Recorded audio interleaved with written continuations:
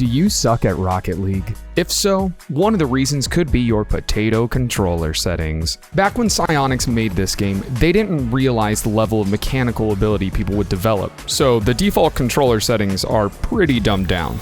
And for some reason, they're still like that. But the number of pro players that actually use default controller settings is pretty slim, and those that do play claw, which we'll get into in a little bit. So the question is, what controller settings are right for you?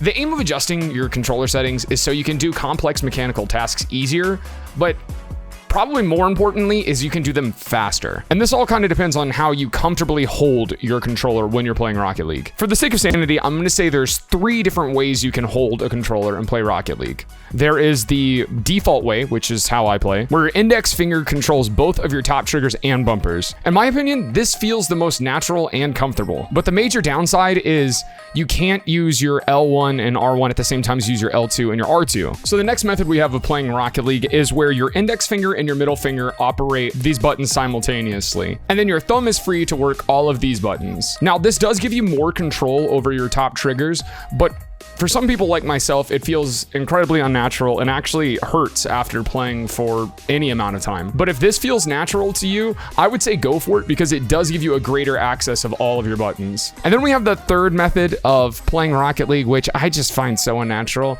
and that is the claw method. Now, this method actually gives you the most buttons to use at any given moment in Rocket League. And the way that this works is that the index finger will basically cover 3 buttons: your R1, your triangle, and your circle. And your middle finger will handle your R2. And your thumb can be used for square, circle, you can do anything. These 2 fingers cover all of these buttons and sometimes cover the same button. It's so confusing. I don't know how people do this. So if you're a claw user, this guide probably isn't for you because there are so many more possibilities of what you guys can do. So basically pick which controller grip you are most comfortable playing with, and we're gonna move on from there. So I'm about to tell you what the most popular methods are that pro players use on their controllers. But any keybinds are acceptable as long as they allow you to do complex mechanical tasks that you'll need later in the game, like fast aerials, air dribbles, half flips, and especially air roll shots. You basically need to be able to press your boost, your jump, your ball cam, your accelerate, your reverse, and your air roll and your power slide all at the same time, and your turn.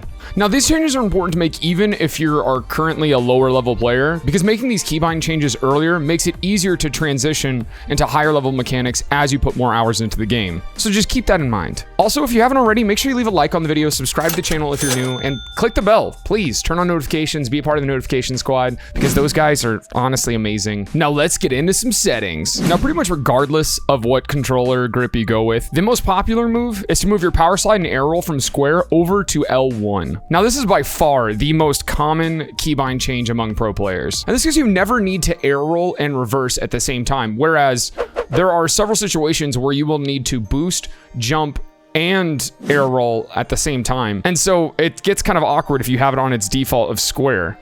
It's just not a comfortable grip. And on top of that, moving power slide over to L1 allows you to boost and power slide at the same time, which is a lot more needed as you get in a higher level gameplay. And even in instances where you need to power slide and reverse at the same time, you can just briefly bring your middle finger up to the L2 and power slide right quick. Making this change is going to help a lot with your mechanical skill. Half flips become more efficient because you can boost through them as you're doing them. Your air dribbles are going to be more precise because you can boost and air roll at the same time. And basically any mid-air adjustment is going to become more efficient because it's easier to boost and air roll. Now, for the people that you saw on the list that had their air roll still set to square, the majority of those players play claw. The next most popular move the pros make is moving the boost button. Now, this is where people that play with their middle finger and their index finger on the triggers comes into play. The most common move is people with that grip style move their boost from circle up to R1. If this is comfortable for you, it makes the most ergonomical sense because it allows you to boost and jump at the same time, which helps immensely for things like fast aerials,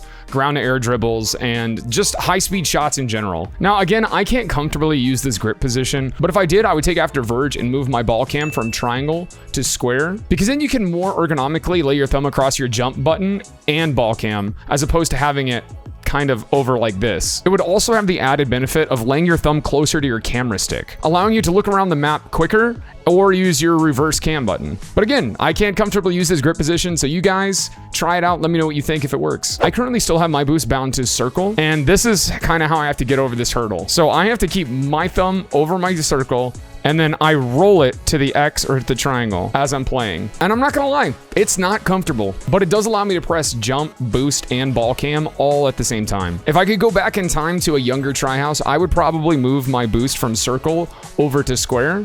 But at this point, I have so many hours on these controller configurations that I am hesitant to make the switch because I know it's going to hurt in the short term. And again, it's just much more ergonomical to lay your thumb across square and X at the same time, and you still have access to ball cam, and you can have quicker access over to your camera stick. Seriously, the next time I'm really slumping in rank, I'm making the change over to square. Now, a less common change, but something that people do here with the boost is they will actually invert the boost from their jump button. So they would move boost over to X and then either put jump on square or circle. But this is all kind of a matter of preference and how your hand feels on the controller. So the next two keybind changes are completely dependent on what you did previously and aren't even really necessary until like much higher level gameplay. Air roll left and right. Now these work slightly differently than air roll. Whenever you hold your analog stick to the left or right when you're jumping, your car will spin horizontally.